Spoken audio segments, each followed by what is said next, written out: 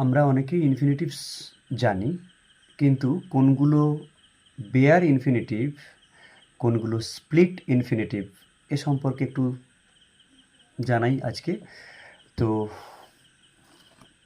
Simple infinitives বা gerundial ইনফিনিটিভসের মতোই এগুলো কিন্তু খুব ইম্পর্ট্যান্ট। আমরা প্রায়শই ব্যবহার করে থাকি, যেরকম করে ইনফিনিটিভ আমরা ইউজ করি, I saw him to go দেয়ার,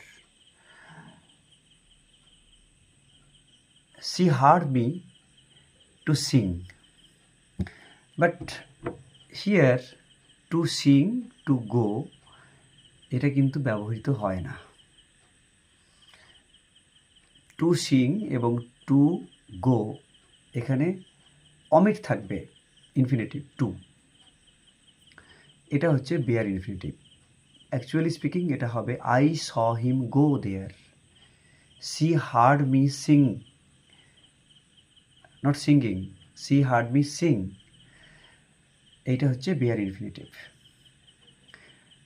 আরেকটা ইনফিনিটিভ আছে, যে ইনফিনিটিভ টু এবং তার পরবর্তী যে ভার্ব রয়েছে তার মাঝখানে কোনো ওয়ার্ড অ্যাডভার্ব অ্যাড করে কেউ সেন্টেন্স মেক করেন। যেমন ধরো, I request you to kindly help me, I request you to kindly help me. এখানে to help me kindly, this is proper form, correct form. But এখন এটা অনেকেই ব্যবহার করেন, গ্রহণযোগ্য হয়ে গেছে হয়তো, কিন্তু practically speaking this is not right approach. she advised me to attentively study.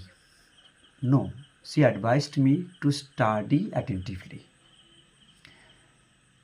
এটা হচ্ছে স্প্লিট ইনফিনিটিভস। মানে আমরা ইনফিনিটিভকে ভার্ব থেকে আমরা কি করছি, স্প্লিট করে দিচ্ছি মাঝখানে অ্যাডভার্বকে অ্যাপ্লাই করে। খেয়াল রাখতে হবে যে স্প্লিট ইনফিনিটিভ ব্যবহার করা গ্রামাটিক্যালি কারেক্ট নয়। ওকে, এরকম আরও এক্সাম্পল মনে হলে আমাকে জানাও। Thank you.